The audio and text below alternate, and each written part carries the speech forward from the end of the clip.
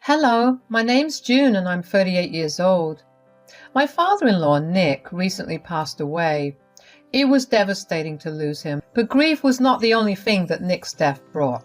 It also brought back my cheating ex-husband, Cedric.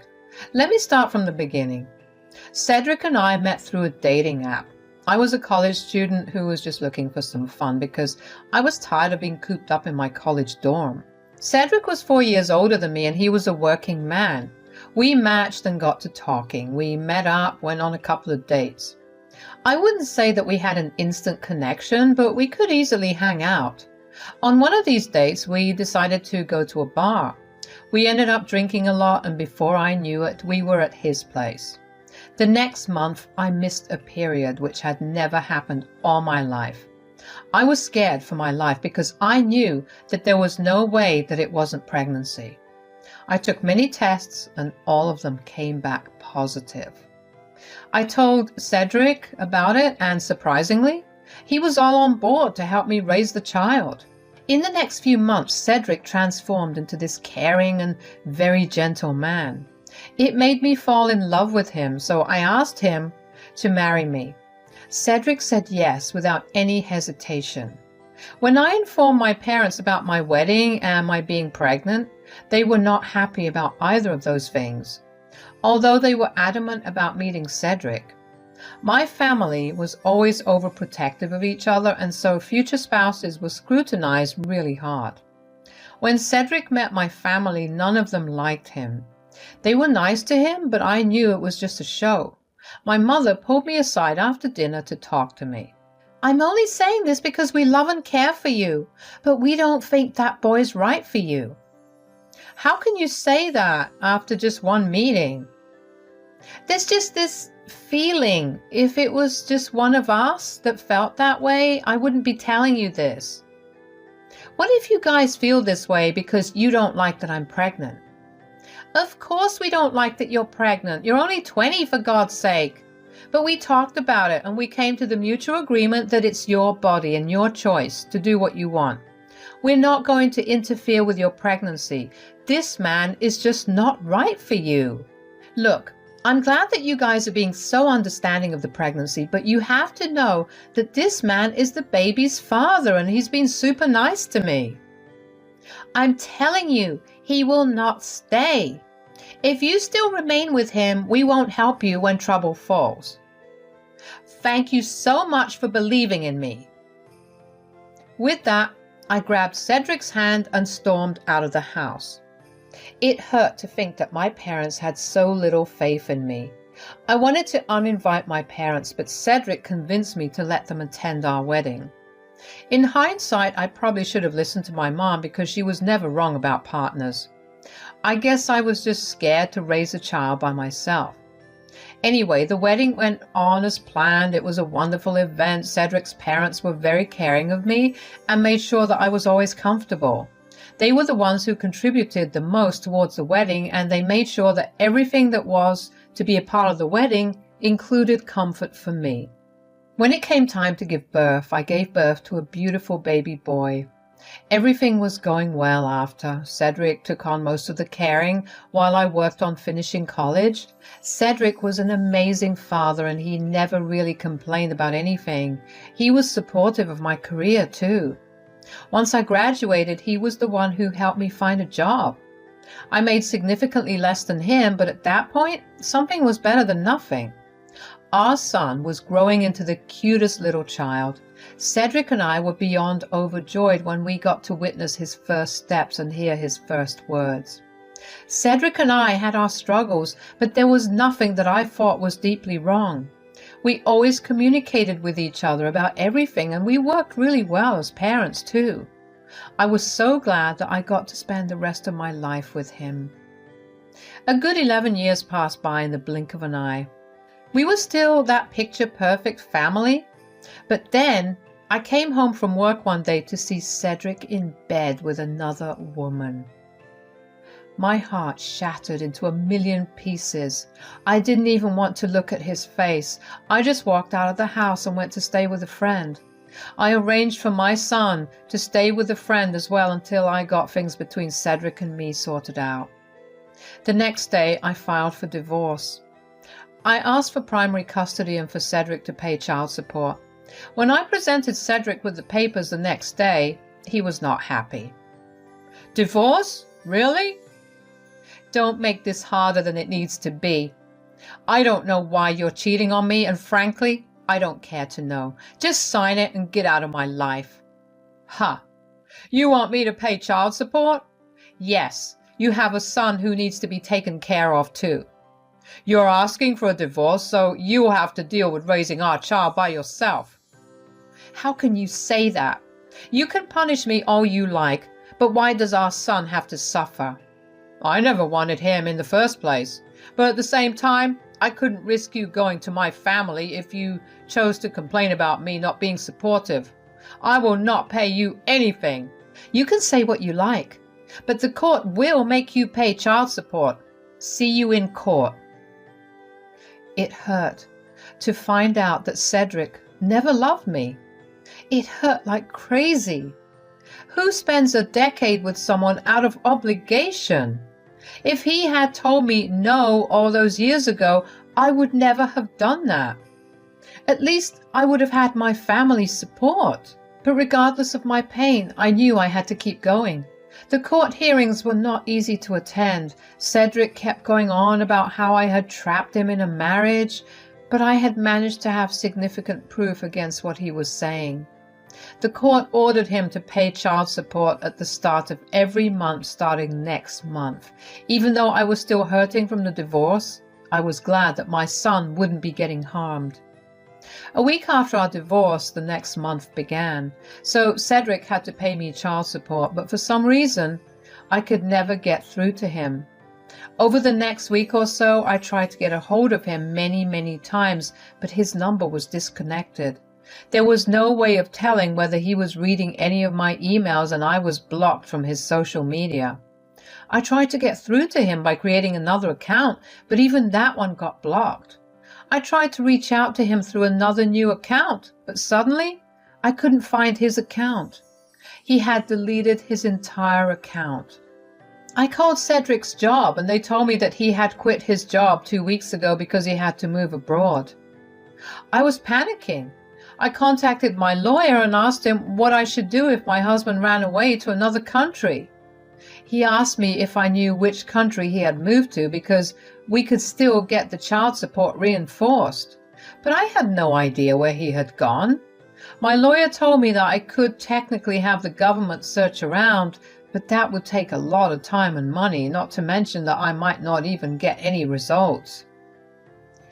I had no way of finding out where Cedric was, which meant I had to figure out how to raise my son on what little money I had. I had some savings set aside for a rainy day, and well, that wasn't going to last me very long.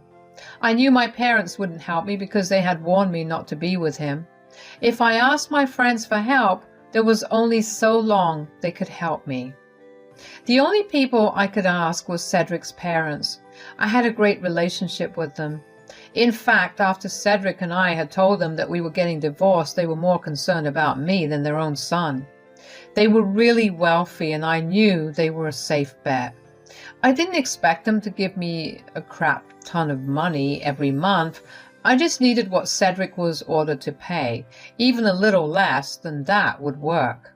Although I didn't want to contact them immediately, I decided to just go on until I couldn't take care of my son and myself. I lasted about 3 months. It was a real struggle to pay all the bills. By the end of the month, I could only feed my son, but I figured things would all be okay. I was actually even beginning to stop entertaining the idea of asking Cedric's parents for help. And then my son got really sick.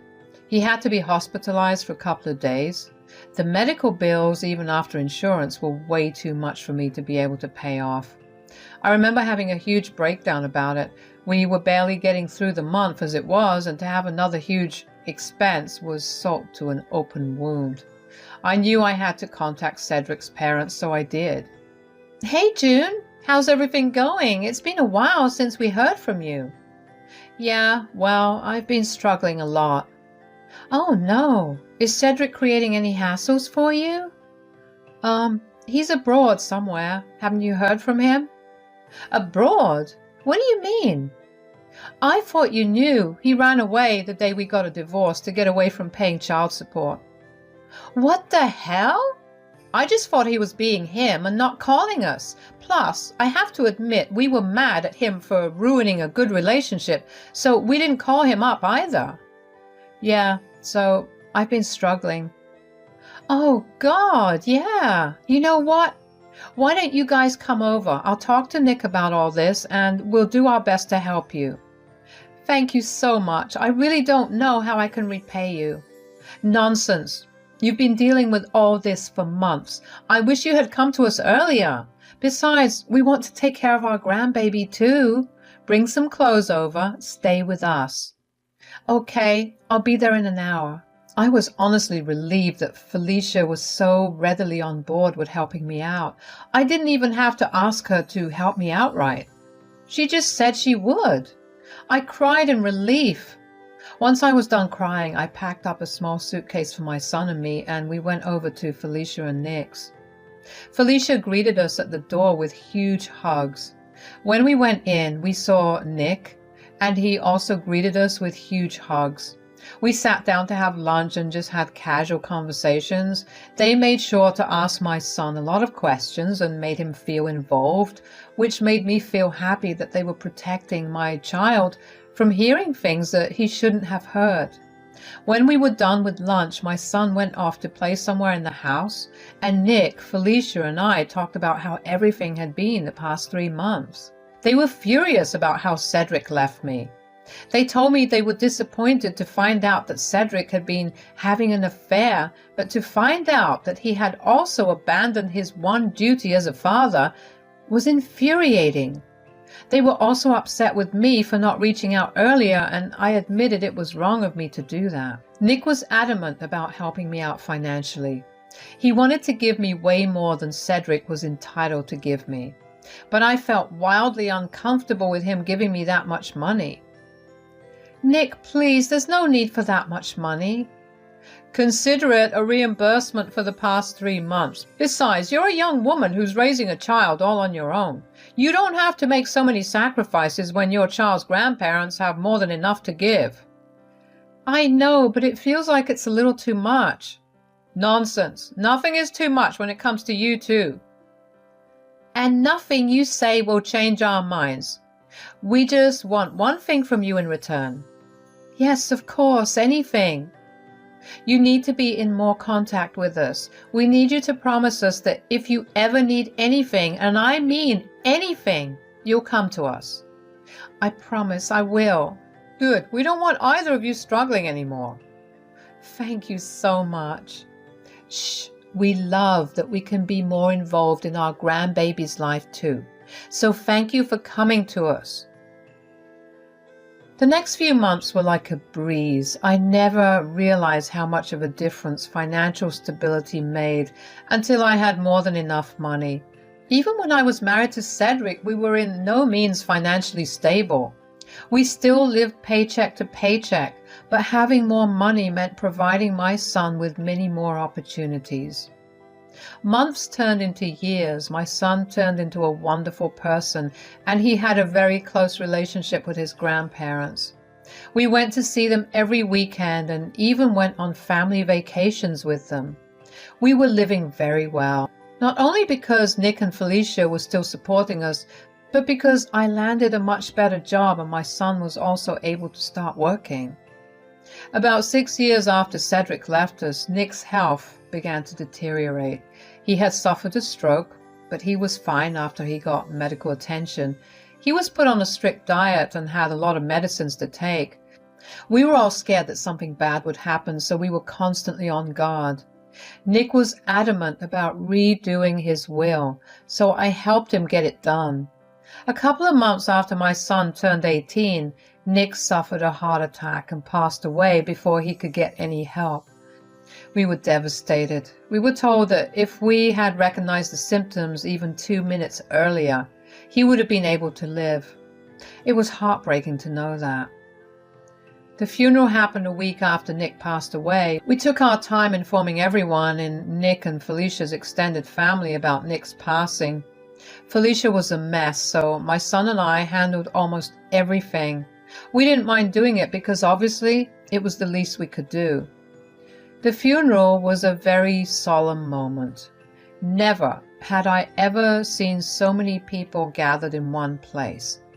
It felt good to know that Nick was loved by so many people, and it was even better to see Felicia crack a smile again after meeting her loved ones.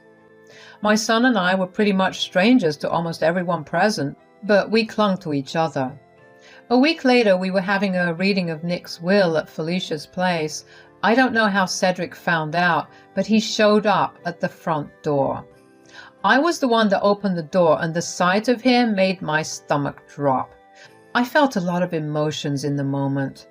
Anger, frustration, shock, disbelief.